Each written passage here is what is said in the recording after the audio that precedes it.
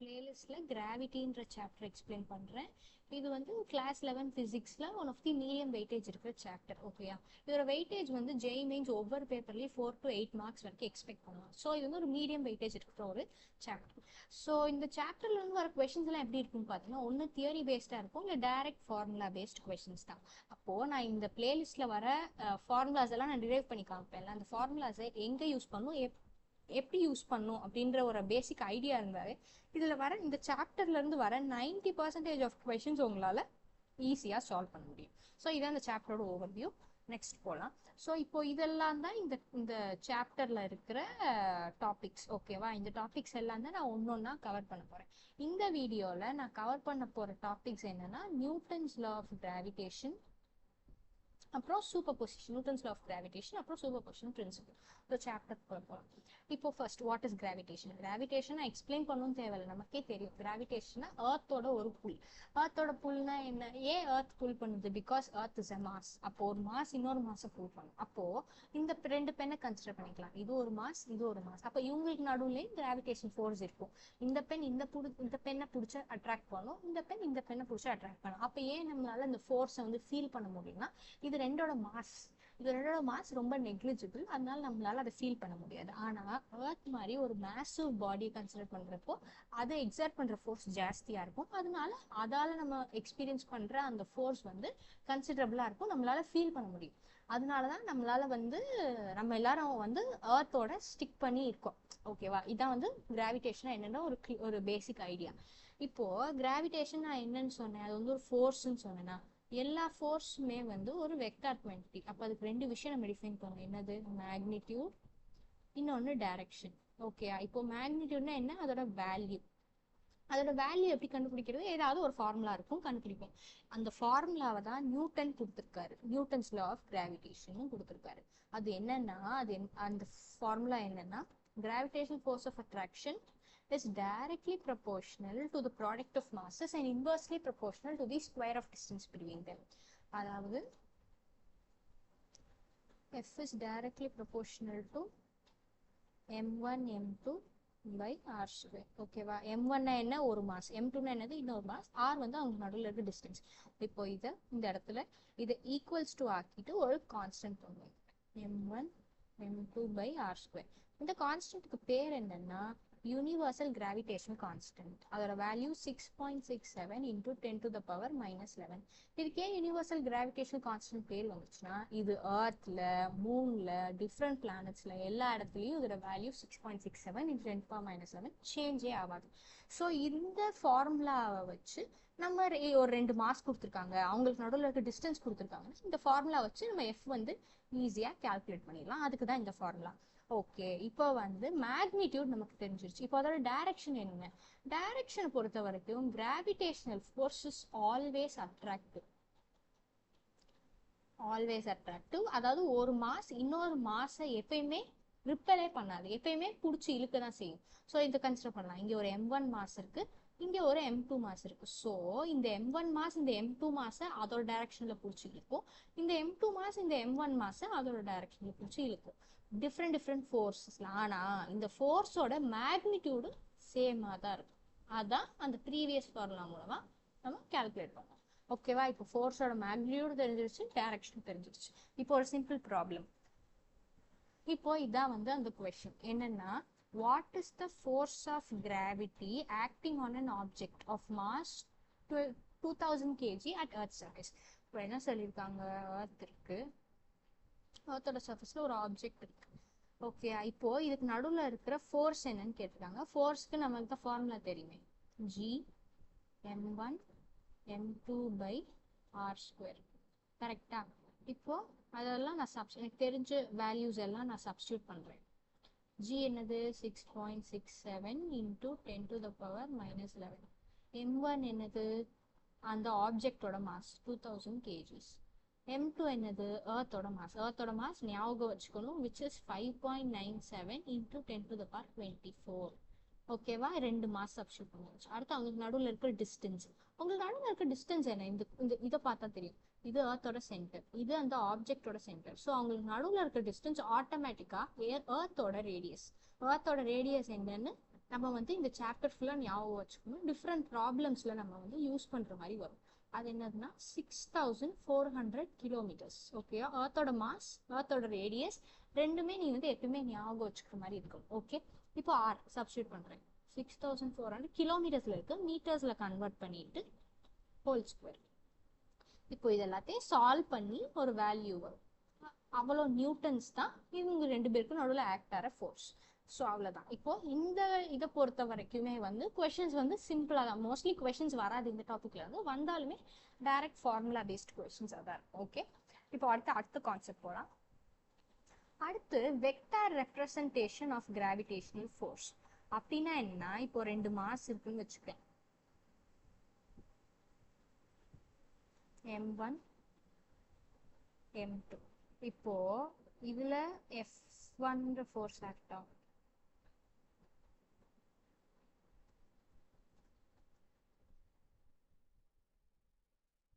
g m1 m2 by r ஸ்கொயரா.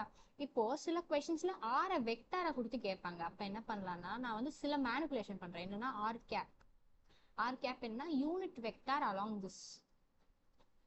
ஓகேயா? So G இன்னொரு manipulation பண்றேன், m1 m2 by r square into r cap இருக்கா, into magnitude of ஆர்ன்ற வெக்டாரோட மேக்னிடியூட மட்டும் மல்டிப்ளை பண்ணி டிவைட் பண்றேன். வெக்டார் ஓகேயா, இங்க எஃப் வெக்டார்னு போடுறதுனால தான் இங்கே கேப் யூஸ் பண்ணுறேன். ஓகே, இப்போ மேக்னிடியூட மல்டிப்ளை பண்ணி டிவைட் பண்றேன். இப்போ ஒரு வெக்டாரோட மேக்னிடியூடையும் டைரக்ஷன் வெக்டாரையும் சேர்த்தோம்னா it becomes the vector itself. ஓகேவா? அப்போ இது வந்து ஜி m1 m2 பை இந்த ஆர் ஸ்கொயரையும் இந்த ஆர், இது என்னது ஆரோட மேக்னிடியூட், இது என்னது இதுவும் ஆரோட magnitude. So r square into r என்னது r cube into r vector. So இது வந்து இப்போ ஃபோர்ஸ் வந்து உனக்கு ஒரு வெக்டாரா கொஸ்டின்ல கேட்குறாங்க, ஆர் வந்து வெக்டாரா கொடுத்துட்டு ஃபோர்ஸையும் வெக்டாரா கேட்குறாங்கன்னா இந்த ஃபார்முலா யூஸ் பண்ணி கண்டுபிடிச்சிடலாம். ஓகே, இதுதான் வந்து கிராவிடேஷனல் ஃபோர்ஸ் இன் வெக்டார் ரெப்ரசன்டேஷன். ஓகே, இப்போ வந்து இந்த கான்செப்ட் வந்து முடிஞ்சிருச்சு. அடுத்த கான்செப்ட் போகலாம். அடுத்து வந்து principle of superposition statement read பண்றேன். Net force acting on any mass is calculated by the vector addition of force due to other masses. So இங்க ஒரு மாஸ் இருக்கு எம்னு வச்சுக்கலாம், இங்க ஒரு மாஸ் இருக்கு பக்கத்துல m1, இங்க ஒரு மாஸ் இருக்கு m2. இப்போ இந்த ஸ்டேட்மெண்ட் என்ன சொல்லுதுன்னா force acting on m is vector addition of force acting on m due to m1, force acting on m due to m2. அதாவது mல ஆக்ட் ஆகிற ஃபோர்ஸ் வந்து எப்படி கண்டுபிடிக்கலாம்னா mல ஆக்ட் ஆகிற force due to m1 plus mல ஆக்ட் ஆகிற force due to m2, vector addition of these two forces. அவ்வளோதான், சிம்பிள் தான். அதாவது இந்த பிரின்சிபல் ஆஃப் சூப்பர்பொசிஷன் பொறுத்த வரைக்கும் கான்செப்ட் சிம்பிள் தான், அதில் வர ப்ராப்ளம்ஸ் சால்வ் பண்ண தெரிஞ்சுக்கலாம். ஓகே, ஸோ இப்போ இங்கே மூணு மாஸ் இருக்கு, இப்போ இங்கே ஒரு மாஸ் இருக்கு, இங்கே சுற்றி 5 மாஸ் இருக்கு, இல்லை 6 மாஸ் இருக்குன்னு வச்சுக்கலாம். 1 2 3 4 5 6. அப்போ எம்ல ஆக்ட் ஆகிற மொத்த மாஸ் கண்டுபிடிக்கணும்னா இந்த 6 மாசுமே எம்ல என்ன ஃபோர்ஸ் எக்ஸர்ட் பண்ணுதுன்றத கண்டுபிடிச்சு அதை ஆட் பண்ணிட்டோம், வெக்டார் அடிஷன் பண்ணிட்டோம் அப்படின்னா அந்த ஃபைனலா வர வேல்யூ தான் இதுல ஆக்ட் ஆகிற டோட்டல் மாஸ். அப்போ இங்க வெக்டார் அடிஷன் அப்படின்ற இதுல வர ப்ராப்ளம்ஸை சால்வ் பண்ணா வெக்டார் அடிஷன் அப்படின்னு ஒரு கான்செப்ட் தேவைப்படும். அப்போ அது என்ன கான்செப்ட் அப்படின்னா அந்த கான்செப்ட் தெரிஞ்சிருக்கணும் இதுல வர ப்ராப்ளம் சால்வ் பண்ண. என்னன்னா இப்போ ரெண்டு ஃபோர்ஸஸ் இருக்குன்னு வச்சுக்கலாம், ஏ பி, கரெக்டா? ஏ வெக்டார் டி வெக்டார். இப்போ இந்த ஏ வெக்டார் டி வெக்டாருக்கு நடுவுல தீட்டான்ற ஆங்கிள் இருக்குன்னா அவங்களோட ரிசல்டன்ட் கண்டுபிடிக்கிறதுக்கு ஒரு ஃபார்முலா. என்ன formula? F is equals to C. C தான் ரிசல்டன்ட் வெக்டார்னு வச்சுப்போம். Root of a square plus b square plus 2ab cos theta. Simple formula தான். இந்த ஃபார்முலால a ஓட மேக்னிடியூட் b ஓட மேக்னிடியூட் அவங்களுக்கு நடுவில் இருக்க ஆங்கிள் தெரிஞ்சா போதும், ஈஸியா கால்குலேட் பண்ணிடலாம். தியரிட்டிக்கலா இது சிம்பிள். இப்போ ப்ராப்ளம் பார்க்கும்போது எப்படி யூஸ் பண்ணலாம் அப்படின்னு புரிஞ்சிடும். இப்போ ப்ராப்ளம் பார்க்கலாம். 4 masses each of mass m is placed at the corners of a square. 4 கார்னர்ஸ்லயே 4 mass m இருக்கு. Okay, m m okay. இப்போ நான் என்ன கண்டுபிடிக்கணும், ஏதாவது ஒரு மாசத்துல ஆக்ட் ஆகிற ஃபோர்ஸ் என்னன்னு என்ன கேட்குறாங்க. இப்போ நான் வந்து எந்த மாசம் கன்சிடர் பண்றேன், இந்த மாசம் கன்சிடர் பண்றேன். இப்போ இந்த மாசம் பொறுத்த வரைக்கும் இந்த மாசம் இப்போ நான் கிளியரா போடுறேன். இப்போ இந்த மாசம் பொறுத்த வரைக்கும் மேல இருக்கிற மாஸ் பிடிச்சி இழுக்கும் அது டைரக்ஷன்ல, அதோட லெஃப்ட் சைட்ல இருக்கிற ஒரு மாஸ் பிடிச்சி இழுக்கும் லெஃப்ட் சைட்ல. அதே மாதிரி டயகனலி ஆப்போசிட் இன்னொரு மாஸ் இருக்கு பாருங்க, அதுவும் இப்படி பிடிச்சி இழுக்கும். ஓகேயா, இப்படி ஒரு ஃபோர்ஸ் ஆக்ட் ஆக போகுது, இப்படி ஒரு ஃபோர்ஸ் ஆக்ட் ஆக போகுது, இப்படி ஒரு ஃபோர்ஸ் ஆக்ட் ஆக போகுது. அப்போ இந்த மூணையும் நான் வெக்டார் அடிஷன் பண்ணணும். ஸோ ஃபர்ஸ்ட் மூணுக்குமே இது கண்டுபிடிச்சி வைப்போம். மேக்னிடியூட் F1 என்னது, மொதல் ஃபார்முலா G, ரெண்டுமே M தான். ஸோ M பை இந்த ஸ்கொயரோட சைடு வந்து நான் ஏன்னு அசியூம் பண்ணிக்கிறேன். ஓகேயா, அப்போ GMM by A square which is GM square by A square. இதே தான் F2வும் கூட, கரெக்டா? இதே தான் வந்து F3யும் கூட, இதே தான் F3யும் கூட. ஏன்னா F3லயே அதே மாஸ் M தான், அதே டிஸ்டன்ஸ் தான். ஸோ F1 F3யோட மேக்னிடியூட் கண்டுபிடிச்சிட்டோம். அடுத்து F2. இப்போ F2வை பொறுத்த வரைக்கும் அதே G தான், அதே ரெண்டு M தான். ஆனால் இந்த வட்டம் டிஸ்டன்ஸ் வந்து மாறப்போகுது. ஏன் மாறப்போகுது, ஏன்னா இந்த வட்டம் சைடு கிடையாது, டயக்னல். டயக்னல் ஒரு ஸ்கொயரோட டயக்னல் என்ன, பித்தகாரஸ் தியரம் யூஸ் பண்ணலாம், ஏ. அப்போ இது வந்து A√2. ஸோ அதை சப்ஸ்டியூட் பண்ணுறேன், A√2 ஹோல் ஸ்கொயர். அப்போ இது என்னவாகும், GM square by 2A square. அவ்வளோதான், இதுதான் F2.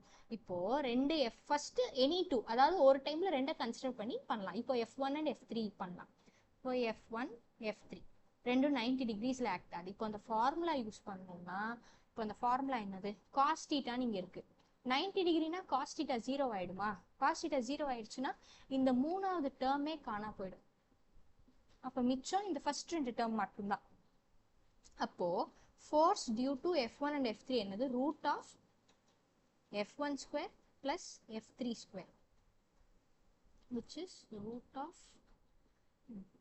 GM square by A square the whole square plus GM square by A square the whole square. ஓகேயா, இப்போ இதை சால்வ் பண்ணேன்னா எனக்கு என்ன வேல்யூ வரும், GM square by A square √2. ஓகேயா, இந்த வேல்யூ தான் வரும். இது வந்து மொத்த ஃபோர்ஸ் இல்லை, F1 F3யோட ரிசல்டன்ட். இப்போ இந்த ஃபோர்ஸும் F2 ஒரே டைரக்ஷன்ல ஆக்ட் ஆகிறாங்க, இதுக்கு F டேஷ்னு பேர் வச்சுக்கிறேன். இந்த ஃபோர்ஸ் F டேஷும் Fம் ஒரே டைரக்ஷன்ல ஆக்ட் ஆகும். ஒரே டைரக்ஷனா ஆங்கிள் 0. அப்போ இந்த ஃபார்முலா படி cos 0 என்னது 1. cos 0 1ன்னா என்ன ஆகும், ஃபார்முலா என்ன ஆகும் பார்க்கலாம்.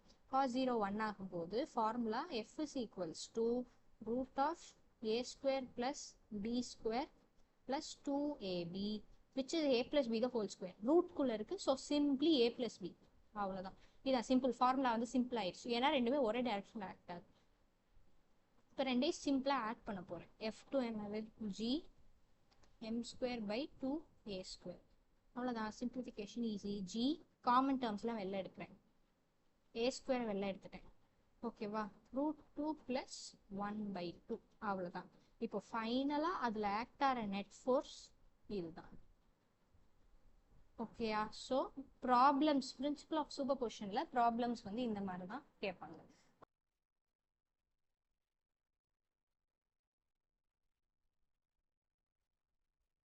ஓகே, சூப்பர் பொசிஷன் பிரின்சிபல் ஏற்கனவே ஒரு ப்ராப்ளம் பார்த்துட்டோம். இப்போ இன்னொரு ப்ராப்ளம் பார்க்கலாம். ஓகேயா, இப்போ இந்த ப்ராப்ளம் அந்த ப்ராப்ளம் கன்சிடர் பண்ணும்போது கொஞ்சம் டிஃப்ரெண்ட். என்ன டிஃப்ரென்ஸ்னு பார்க்கலாம். என்ன கொஸ்டின்னா, 3 point masses move along circle of radius are under mutual gravitational force, find the speed of each. என்னன்னா 3 மாஸ் இருக்கா, 3 மாஸ் வந்து அவங்க மியூச்சுவல் கிராவிடேஷனல் அட்ராக்ஷனால சர்க்கிள்ல மூவ் பண்றாங்க. இந்த மாதிரி மூவ் பண்ணும்போது எப்பயுமே ஒரே வெலாசிட்டி தான் இருக்கும் கண்டிப்பா, ஏன்னா எல்லாத்தோட மாஸும் சேம், அவங்கள ஆக்ட் ஆகிற ஃபோர்ஸும் சேம். அப்போ எல்லாருமே ஒரே வெலாசிட்டியில மூவ் ஆகும்போது இவங்க எப்படி மூவ் பண்ணுவாங்க தெரியுமா, இவங்களை ஜாயின் பண்ணீங்கன்னா எப்பயுமே ஒரு ஈக்குவிலேட்டரல் ட்ரையாங்கிள் ஃபார்ம் ஆகிற மாதிரியே மூவ் பண்ணுவாங்க. இது வந்து இந்த ப்ராப்ளம் யூஸ் பண்ண வேண்டிய ஒரு இம்பார்ட்டன்ட் கான்செப்ட்.